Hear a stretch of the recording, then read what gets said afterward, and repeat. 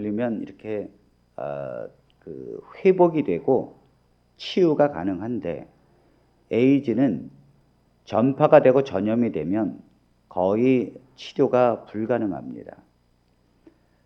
이 아프리카의 우간다 같은 곳에서는 태어나는 아기들의 3분의 1이 에이즈를 갖고 태어나요.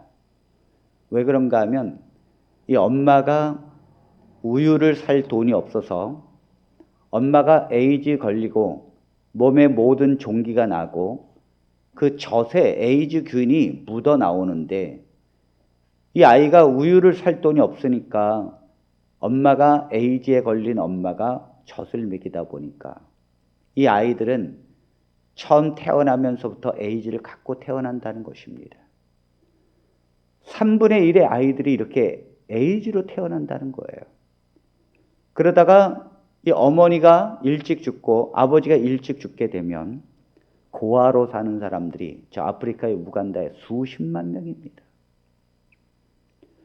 여러분, 이렇게 부모로부터 죽음의 저주가 태어나는 아이들은 아무리 에이즈로부터 벗어나려고 해도, 아무리 살려고 해도 그것이 쉬운 것이 아닙니다.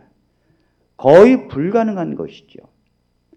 사랑하는 성도 여러분, 우리가 이처럼 사람이 자유의지로 하나님을 믿는다면 얼마나 믿을 수 있을까요? 사람은 전적으로 타락한 존재입니다. 그래서 이 태어나면서부터 에이즈에 걸린 아이들이 이 에이즈에서 스스로 벗어나는 것이 거의 불가능한 것처럼, 사람은 전적으로 타락했기 때문에, 타락한 상태에서 태어나기 때문에 인간이 어떤 선택, 자유의지로 하나님을 찾아간다는 것이 사실상 불가능한 일입니다. 성경은 우리 자체가 완전히 전적으로 타락했기 때문에 하나님께 스스로 나아갈 수 없다라고 말합니다. 자, 우리 시편 14편 3절의 말씀을 봅니다. 다 치우쳐 함께 더러운 자가 되고 선을 행하는 자가 없으니 하나도 없도다. 예, 이 말씀을 보니까 다 치우쳤다는 거예요. 어느 쪽으로 치우쳤을까요? 네, 악으로 치우쳤다는 것입니다. 그래서 함께 다 더러운 자가 되었다는 거예요. 이건 태어나면서부터입니다. 모든 사람이 태어나면서부터 다 치우쳐서 태어났고 다 더러운 사람이 되었다는 것입니다. 그러므로 죄인으로 태어났기 때문에 선을 행하는 사람이 하나도 없지요. 하나도 없다는 거예요. 선을 행하는 사람이 하나도. 자, 로마서 3장 12절의 말씀을 봅니다. 다 치우쳐 함께 무익하게 되고 선을 행하는 자는 없나니 하나도 없도다. 네, 이 로마서 3장 12절에도 다 치우쳐 함께 무익하게 되고 선을 행하는 자는 없나니 하나도 없도다. 자, 지금 구약과 신약 대표적으로 한 절씩 제가 말씀을 드렸는데, 구약에도 다 치우쳐 선하게 된 사람이 아무도 없다고 이야기합니다. 신약에도 마치 이걸 반복적으로 말합니다. 그러므로 구약과 신약 성경 모두는 인간은 다 치우쳐 함께 무익하게 되고 더럽게 되고 선을 행하는 자가 단 한 명도 없다는 거예요. 그런데 어떻게 인간이 자유의지로 하나님을 향해서 갑니까? 어떻게 인간이 자유의지로 선을 향해서 갑니까? 안 된다는 거예요. 여러분, 우울증에 걸린 사람이 스스로 우울증의 힘에서 벗어날 수 있을까요? 어떤 사람은 그래도 자기의 힘으로 벗어날 수 있다고 생각합니다. 그럴 수 있어요. 근데 그건 우울증이 심하지 않은 경우입니다. 뭐 약간 좀 우울하거나 뭐 이러면 운동도 하고 여행도 하고 벗어날 수 있어요. 그러나 우울증이 완벽하게 걸리게 되면 스스로 벗어날 수 없습니다. 불가능합니다.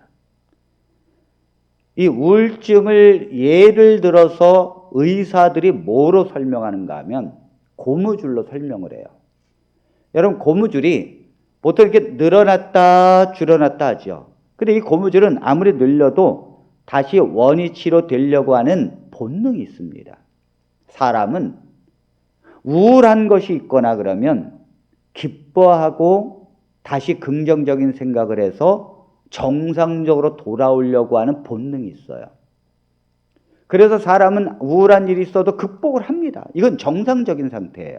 그러나 고무줄이 늘어나는 것이 탄력성을 잃어버리게 되면, 늘어났는데 이게 회복이 안 돼요. 고무줄이 늘어났는데 당기는 탄력성을 완전히 잃어버린다면 이 고무줄이 다시 되돌아올 수 있습니까, 여러분? 우울증이라는 건 그런 거예요. 완전히 우울증에 걸리게 되면 그 우울증에 빠진 것을 내 스스로 원상태로 돌려놓지 못합니다. 고무줄 스스로가 원상태로 돌려오지 못하는 것처럼 마찬가지입니다. 이것은 다시 재창조가 되어져야 이 고무줄의 기능이 되는 거지 원래대로 스스로 될 수 없다는 것입니다. 그러므로 죄인으로 태어난 우리가 선을 향하여 스스로 나아갈 수가 없다는 것이죠. 죄인으로 태어난 우리는 하나님의 전적인 의에서 재창조가 되지 아니하면 결코 우리 스스로 우리 자유의지를 갖고 하나님을 선택하고 하나님을 믿을 수가 없다는 것입니다. 그러므로 오늘 우리가 하나님을 믿고 이 자리에 왔다는 것은 무엇입니까? 하나님의 전적인 은혜인 줄로 믿습니다. 하나님이 우리를 인도하셨기 때문에 여기에 있는 거지 우리가 전적으로 하나님을 선택해 가는 것이 아니에요. 여러분, 물고기에게 선택권을 준다고 생각해 보십시오. 물고기에게 무슨 선택권을 주는가 하면 너 물에서 살래? 아니면 불에서 살래? 그럼 물고기가 뭘 선택할까요? 물에서 선택하지요. 이건 자유의지가 있는 것 같지만 사실상 자유의지가 있는 게 아니에요. 물고기가 만일 불에서 사는 걸 선택하게 되면 그럴 수 없습니다만 만일 그것이 가능하다면 누군가 그 불을 물로 바꿔준다는 전제 아래 선택하는 거예요. 그것이 아니라면 선택할 수 없습니다. 그러므로 물고기가 물을 필연적으로 선택하듯이 인간은 죄를 선택할 수밖에 없다는 것입니다. 인간은 스스로 죄인이기 때문에 어둠의 존재이기 때문에 빛이신 하나님을 향하여 나아갈 수 없어요. 박쥐가 어둠을 좋아하듯이 빛으로 절대 나아갈 수 없듯이 우리 인간은 전적으로 타락했다는 것입니다. 그러므로 내가 예수 그리스도를 믿고 그분의 십자가를 의지하고 그 하나님의 자녀가 되는 것은 하나님의 놀라우신 은혜와 하나님의 그 길을 열어주었기 때문이라고 믿습니다. 하나님은 우리의 마음을 부드럽게 하신 거예요. 오늘 이 자리에 오게 한 것도 우리가 온 것이 아닙니다. 하나님이 그 마음을 열어주시고 우리에게 길을 열어주시고 갈 수 있는 힘을 주셨기 때문입니다. 오늘 주님께 그 모든 영광을 돌리시게 되기를 간절히 바랍니다. 그런데 많은 그리스도인들이 내가 하나님의 전적인 은혜로 하나님을 믿게 된 것은 인정하는데 내가 하나님의 길을 가는 것도 내 자유의지로 갈 수 있다고 생각해요. 내가 하나님의 말씀을 믿고 하나님의 자녀가 되었습니다. 그렇다면 이제 하나님을 향하여 그 길을 가는 것은 과연 내 의지로 될 수 있을까? 내 자유의지로 그것이 가능할까? 안 됩니다. 그것도 안 되는 거예요. 왜냐하면 우리가 신분이 죄인에서 의인으로 변화된 것이지 실제로 의인이 된 것은 아닙니다. 우리가 구원받았어도 죄의 습성과 죄의 성향을 가지고 있습니다. 영원히 가지고 있어요. 죽을 때까지 죄에 대한 습성과 죄로 기우는 성향을 가지고 있습니다. 그러므로 여전히 하나님의 은혜가 아니면 우리가 선택하는 것은 죄이고 죄된 삶입니다. 하나님의 은혜가 아니면 하나님의 길을 향하여 갈 수가 없습니다. 왜 그러면 우리가 하나님의 길을 향하여 갈 수가 없을까요? 하나님을 믿는 백성들이 자기의 자유의지로 하나님의 길을 왜 못 갈까요? 그것은 사단의 영들의 전적인 전위 때문입니다. 우리가 태어나면서 죄인으로 태어난다는 것은 신분으로만 죄인으로 태어나는 것이 아니에요. 사단의 영의 전이가 내려와요. 그래서 우리가 태어나서 살게 되면 사단에 전염되어서 살게 된다는 것을 알 수 있습니다. 여러분, 이 에이즈에 걸린 부모가 자녀를 낳게 되면 에이즈에 걸린 상태로 태어나듯이 사단의 자녀로 태어나는 우리가 사단의 영의 전이가 되어서 태어난다고요. 특별히 어떨 때 전이가 되어서 태어나는가 하면 처음 태어날 때부터 귀신의 강력한 사로잡힘에 의해서 태어나는 사람들이 있습니다. 태어날 때부터예요. 그래서 우리는 이걸 아무것도 모르기 때문에 왜 태어나면서 이 아이가 이렇게 되는가를 이해하지 못합니다.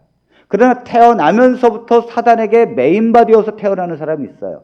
이런 사람들은 왜 그런가 하면 자기의 부모나 조상 중에서 전적으로 사단을 선택했다든지 또 어떤 주술적인 일을 선택했다든지 무당으로 있었다든지 아니면 누군가 자신의 가족을 사탄에게 바쳤다든지 이런 일이 일어나게 되면 태어나면서부터 사단의 귀신 들림 받은 채로 태어납니다. 이런 전이가 있다는 거예요. 전이가.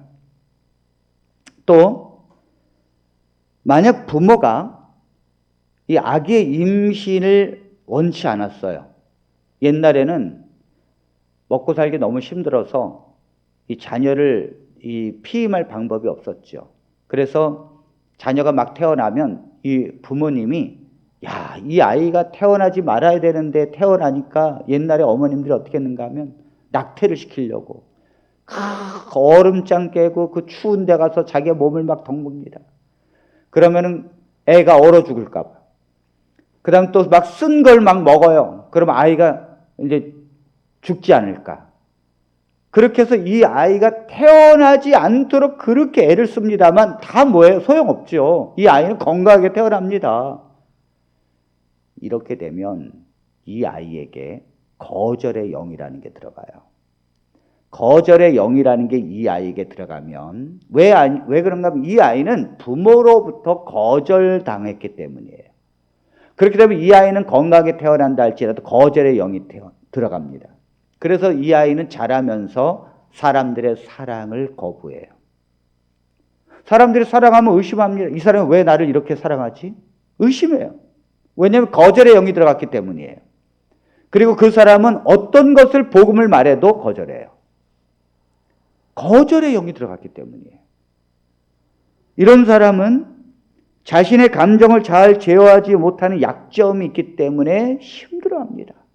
그리고 순수한 사랑을 받아들이지 못합니다. 현대인의 많은 사람들이 이러한 거절의 영이 들어가 있어요. 그렇기 때문에 이 사단의 영은 전이가 된다는 거예요. 우리가 태어나면서부터 전이가 되기 때문에 인간은 전적으로 타락한 존재로 태어났을 뿐만이 아니라 하나님을 향하여 가는 것조차도 인간의 자유의지로 불가능하다는 것입니다. 세계적인 축사자요, 신유 사역자인 프란시스 맥너티에 의하면 이 목사님은 이렇게 말합니다. 사단의 영은 처음부터도 들어가지만 살다가 들어가는 경우도 있는데 특히 정신적 충격을 받을 때 들어간다. 이렇게 말해요. 그러니까 이 목사님은 수많은 귀신 들린 자들을 고쳐주면서 왜 귀신이 사람에게 들어갈까? 그 이유는 정신적 충격을 받을 때, 특히 어릴 때. 그래서 여러분들이 아이들이 보는 앞에서 막 부부싸움을 하게 되면 여러분들은 그냥 싸우는 거지만 이 아이들에게는 충격이에요. 충격. 그러니까 이 아이들, 특히 이 심장이 약한 아이들, 그걸 견디는 게 약한 아이들 같은 경우는 그 순간에 견디지 못해서 인간의 이 저항력이 제로가 돼버리면 사단의 악한 영이 들어오는 거예요. 하나님께서 인간에게 그 마음의 심령을 굳게 하지 못하면 사단이 들어온다고요. 그러므로 어릴 때는 이 아이들의 감정을 격하지 않도록 부모가 철저하게 주의해야 합니다. 그런데 이런 사단의 영은요, 이렇게 피를 통해서만 들어오는 게 아니에요. 우리가 이렇게 사람과 사람끼리의 교제를 나눌 때에도 악한 영들이 들어옵니다.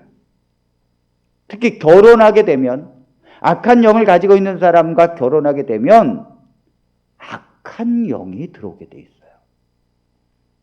여러분, 아브라함이 아들 이삭의 배우잣감을 종 엘리에셀에게 구해오라고 하면서 어디로 보내는가 하면 고향으로 보냅니다. 고향. 아브라함의 고향으로 보내요. 멀리 있는 곳으로 갑니다. 왜 그 가까운 곳에서 아가씨가 없었습니까? 왜 가까운 곳에서 사람을 찾지 못했습니까? 아닙니다. 배우자가 자기의 고향에서 정말로 제대로 된 사람이 아니면 이 사단의 영에 전달이 되기 때문이에요. 여러분, 왜 모세는 이스라엘 백성들에게 가나안에 들어가면 절대적으로 그들과 혼인하지 말라고 하는가? 자, 우리 신명기 7장 1절로 2절의 말씀을 보겠습니다.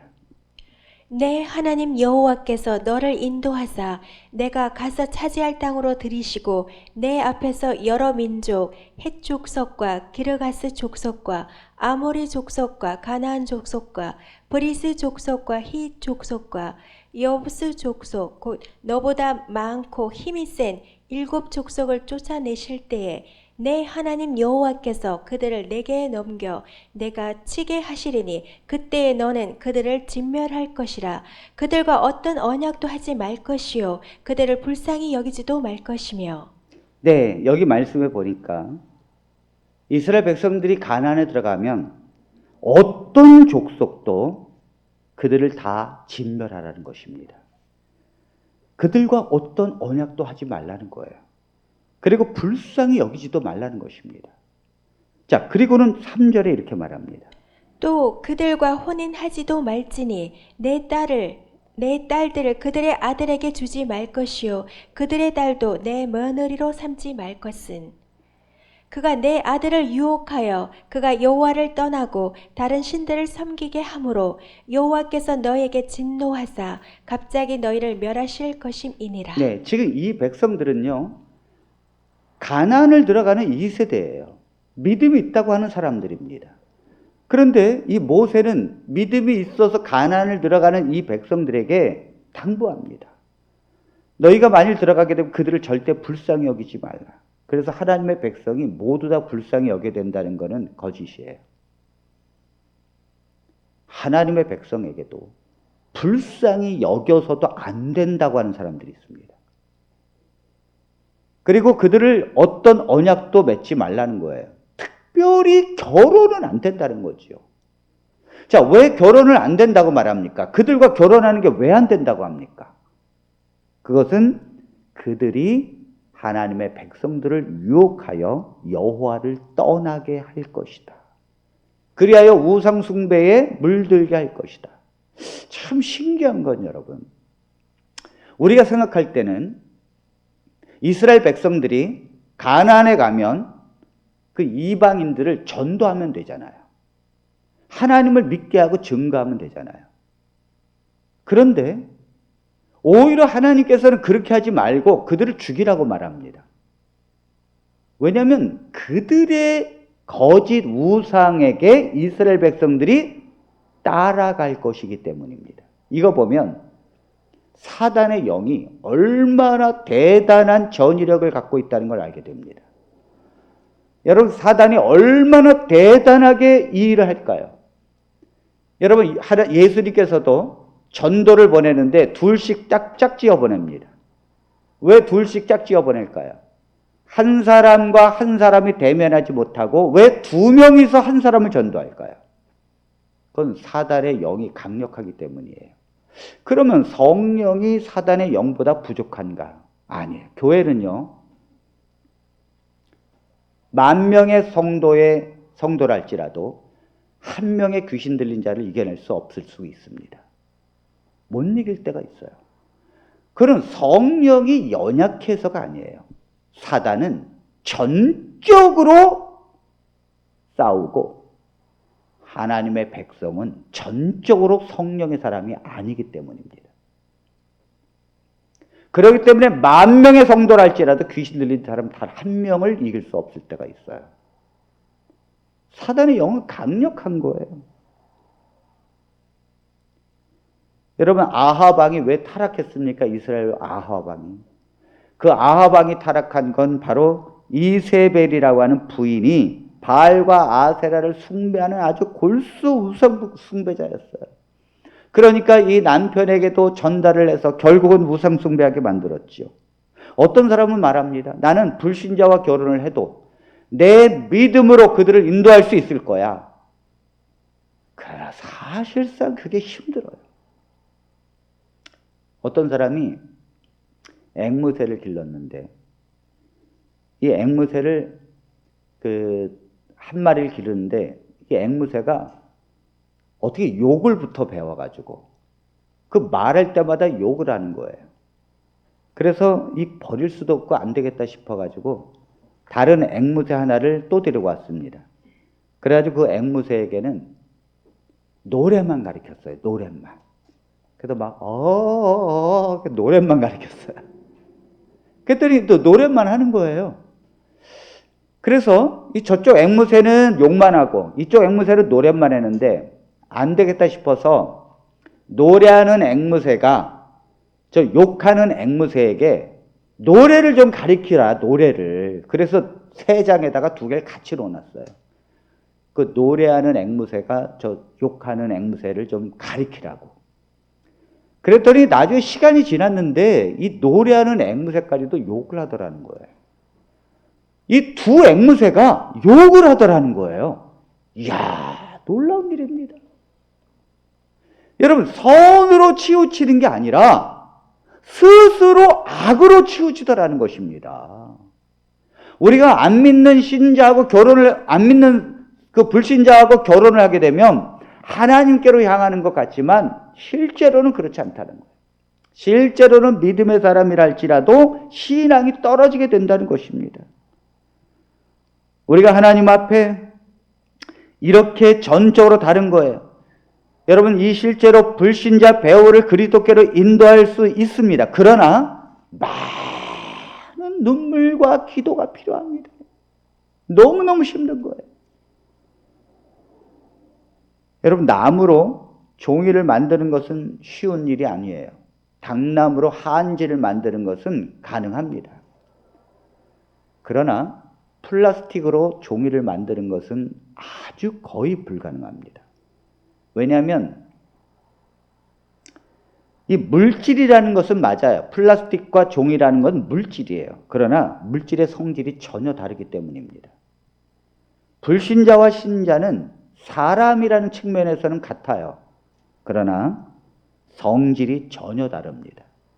가치관이 다르고 양심도 다르고 삶에 추구하는 방향도 달라요. 다시 말하면 믿는 것도 다릅니다. 안 믿는 사람은 내 주먹을 믿는다 그러고 돈을 믿는다 그러지만 하나님을 믿는 사람은 예수 그리스도를 믿는다 그러고 성령을 믿는다 그래요. 그러므로 전적으로 다른 거예요. 불신자와 신자가 같이 가는 것은 이만큼 어려운 것입니다. 이만큼 어려운 거예요.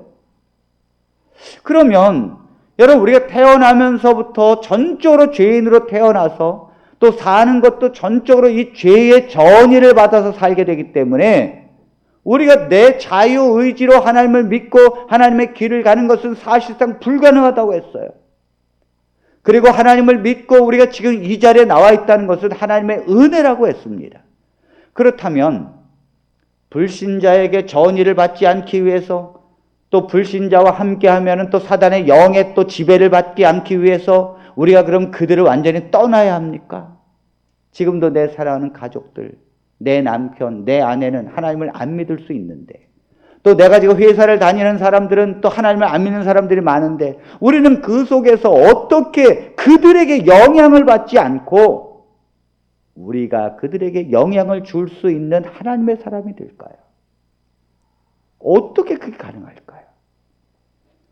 저 세상에는 사단의 영의 전의를 받는 수없이 많은 존재들이 있습니다.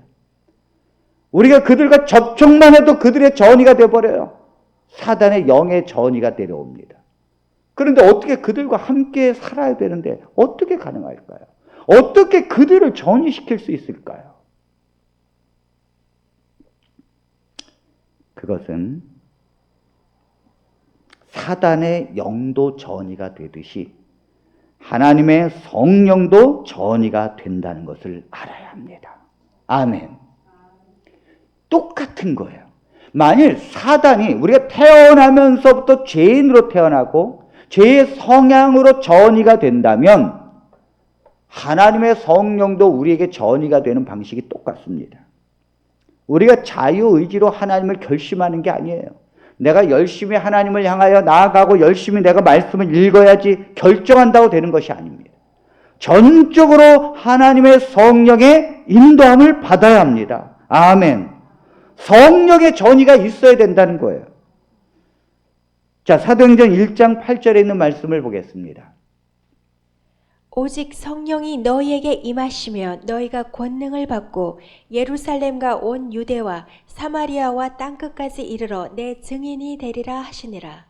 오직 성령이 너희에게 임하시면 너희가 권능을 받겠다는 것입니다. 자, 이 성령이 임해야 권능을 받는데 여러분, 이 세상은 사단의 영의 지배를 받는 수없이 많은 사람들이 있어요. 그것이 우리의 가족일 수도 있습니다. 그렇다면 우리가 이 가족과 함께 지내야 되는데 어떻게 그들에게 사단의 영의 지배를 우리가 받지 않고 우리가 그들에게 영의 지배를, 성령의 지배를 전이시켜 줄까요? 그것은 뭐예요? 오직 성령 외에는 불가능하다는 거예요. 하나님의 성령의 충만함이 우리에게 임해야 된다는 것입니다. 아멘. 하나님의 성령의 충만함이 바로 권능이라는 거예요. 권능이라는 건 뭐냐면 사단의 영을 이길 수 있는 힘을 말하는 것입니다. 우리에겐 그것이 없어요. 우리에겐 아무것도 없어요. 그러나 새로 입혀지는 하나님의 성령이 바로 그 권능을 우리에게 주는 것입니다. 자, 누가복음 10장 19절에 있는 말씀을 봅니다. 내가 너희에게 뱀과 정갈을 밟으며 원수의 모든 능력을 제어할 권능을 주었으니 너희를 해칠 자가 결코 없으리라. 여러분, 뱀과 전갈이 무엇입니까? 이것은 바로 사단의 상징이에요. 그 사단이 지금 어디 있는가 하면 저 불신자들에게도 있고 하나님을 안 믿는 내 가족에게도 있고 내 사랑하는 이웃에게도 사단의 영이 있습니다. 그런데 그 모든 것은 내가 열심히 노력해서 그 사단의 영을 물러가게 하는 것도 아니에요. 그것은 오직 성령이 우리에게 임해야 합니다. 그리고 성령이 원수의 모든 능력을 제어하는 권능을 우리에게 주었다고 했습니다. 그러면 해칠 자가 없다는 거죠. 오늘 우리 교회에 올해의 표어가 뭐냐면 저기 있습니다. 21년 비전이 오직 성령의 충만을 받으라, 이것이 우리의 표어입니다. 우리가 기도해야 할 첫 번째가 있다면 하나님의 성령의 충만함입니다. 우리가 정말 하나님 앞에 매달리고 하나님 앞에 씨름할 것이 있다면 하나님의 성령이 오직 제게 입혀지는 것입니다. 그것도 하나님의 성령의 충만함으로. 오늘 어떤 할아버지가 저희 교회를 오셨습니다. 어떻게 오셨는가 했더니 할아버지가 코로나 때문에 1년 동안 교회를 안 다녔더니 너무너무 메말라가지고 너무너무 힘들어서 교회를 찾아다녔다는 것입니다. 그런데 교회마다 놀라운 것은 이 할아버지를 거절한다는 거예요. 할아버지가 한 80세 되셨는데 이 교회 가고 저 교회 갔더니 그 교회에서 할아버지를 더 이상 오지 못하게 했다는 거예요. 왜 그렇습니까? 아마도 코로나 기간에 연세 드신 분이 혹시나 코로나에 걸릴까봐, 아니면 혹시나 돌아가시면 교회가 이미지가 나빠질까봐 연세 드신 분을 교회에서 받지를 않는다는 것이죠.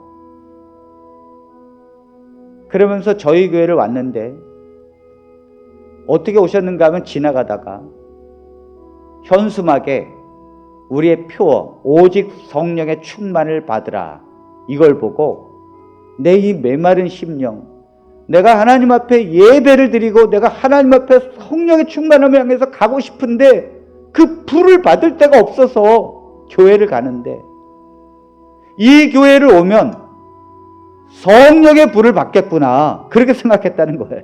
아멘.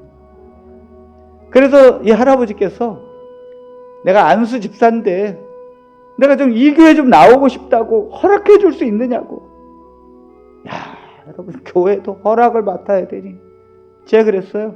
우리 교회는 그런 거 우리는 누구든지 환영합니다. 목마르고 수고하고 무거운 짐진 자 다 하나님께로 옵니다.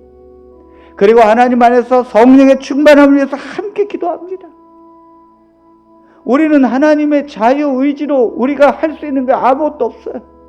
우리는 하나님께로 나아갈 수도 없고 우리는 하나님의 선택을 할 수도 없습니다. 오직 하나님의 성령의 충만함만이 임해야 될 줄로 믿습니다. 우리가 하나님의 성령의 충만함을 구하는 기도를 해야 합니다. 하나님의 영이 우리에게 임할 수 있도록 우리가 기도해야 합니다. 그렇지 않으면 우리가 메마름 속에서 우리가 할 수 있는 건 아무것도 없어요. 오늘 이 시간 주님 앞에 기도합니다. 오늘 하나님 자유의지가 있지만 우리가 선택하는 것은 다 악이고 다 치우친 것입니다. 우리는 하나님을 향하여 나아갈 수도 없고 하나님을 선택할 수도 없습니다. 오직 성령의 충만함만이, 성령이 우리에게 입혀주시는 은혜만이 우리가 하나님께로 나아갈 수 있다는 고백을 합니다. 이 시간 주 앞에 하나님의 성령이 우리에게 충만히 임해달라고 기도합니다. 그 기도로 나아가시겠습니다. 우리 다 함께 주님 앞에 기도합니다. 하나님, 이 시간 우리에게 성령의 충만함으로 인도해달라고 우리 주님 앞에 기도합니다.